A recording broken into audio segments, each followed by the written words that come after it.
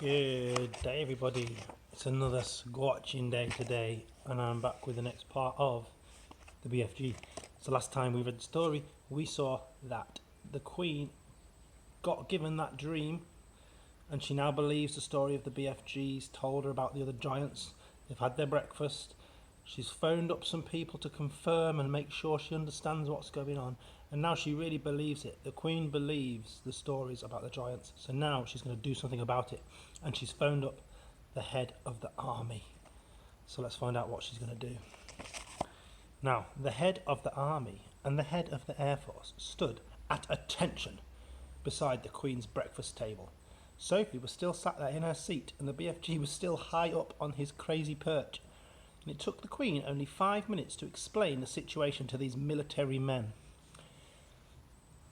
"I knew there was something like this going on, Your Majesty," the head of the army said.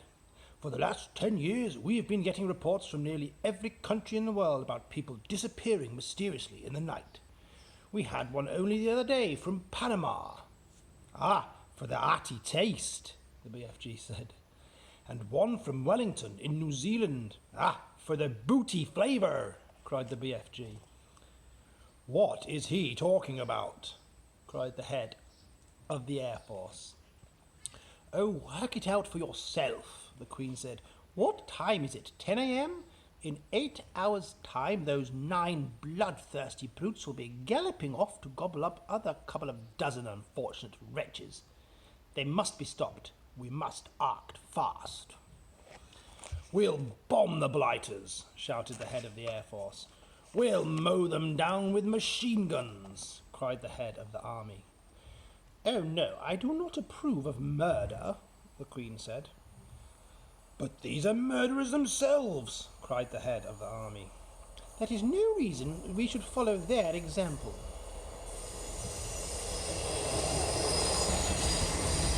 "Two wrongs do not make a right," the Queen said. "And two rights do not make a left," cried the BFG. "We must bring the giants back alive," the Queen said. "And how?" the military men said. "They're all 50 feet high. They'd knock us down like 9-pins.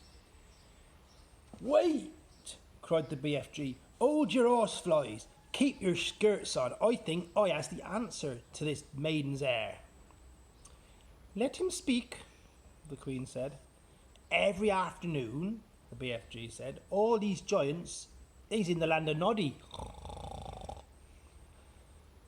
"I can't understand a word this fella says," the head of the army snapped. "Why doesn't he speak more clearly?" "Excuse me, he means in the land of Nod.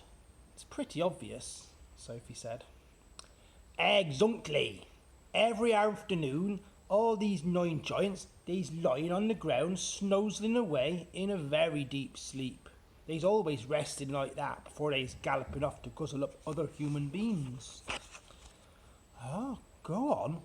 So what do we do?"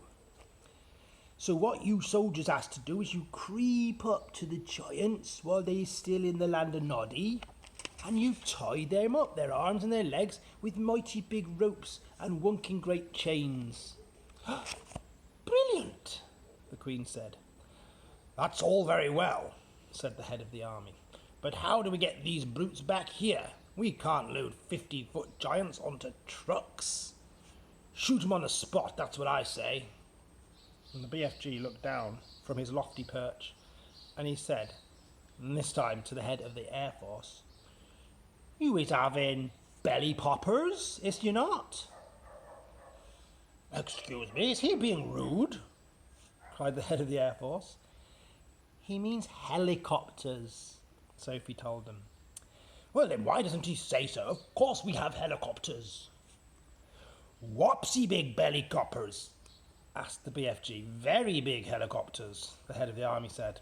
"But no helicopter is big enough to get a giant inside of it." "You does not need to put him inside.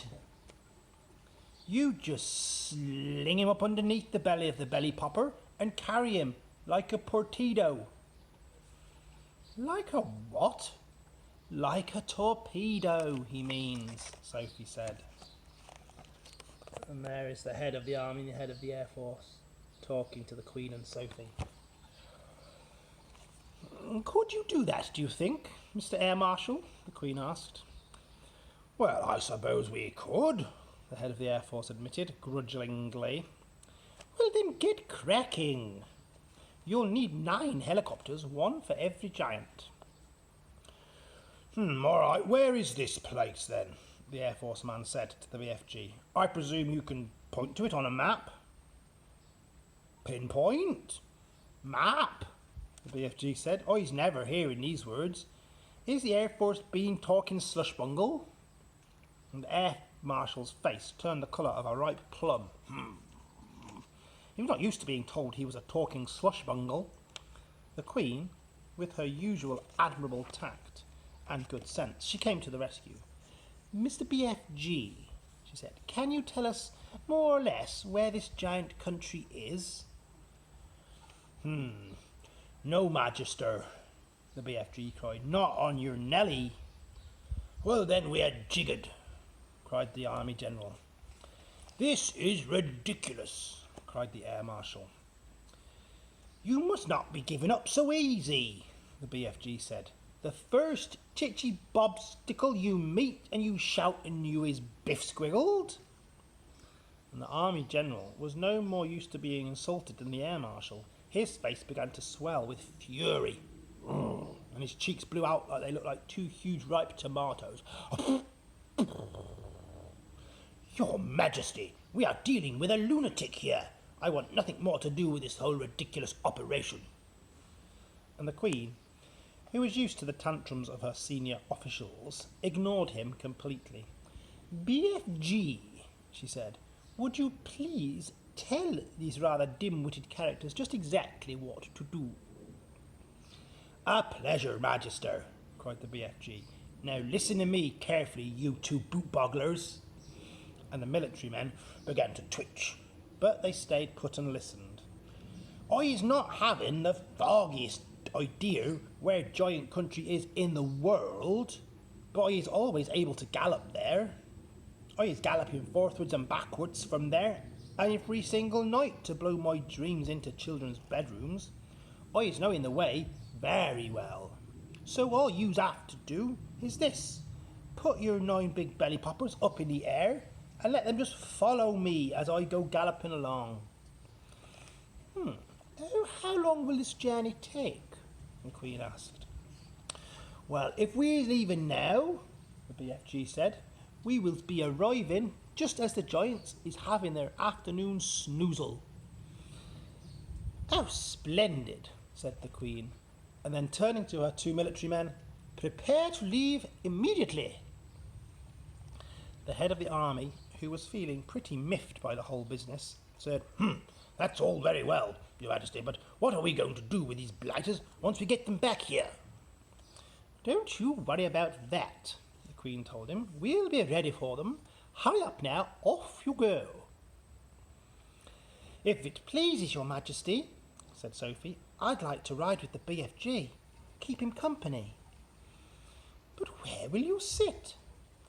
I'll sit in his ear, Your Majesty. Show them, BFG. And the BFG got down from his high chair and he picked up Sophie and put him in his huge right ear. The heads of the army and the air force stood there goggling. The Queen smiled. You really are a most wonderful giant, she said. Magister, I is wishing to ask a very special thing of you. What is it? The Queen said. Could I please bring back here in the bellypopters all of my collection of dreams? They is taking me years and years to collect, you know. I is not wanting to lose my dreams. Why, of course you may, the Queen said. Now I wish you a safe journey. Goodbye. And off they go. Next time we'll hear how they go off and capture the giants. Alright, see you again soon for the next part of the BFG. Take care, bye.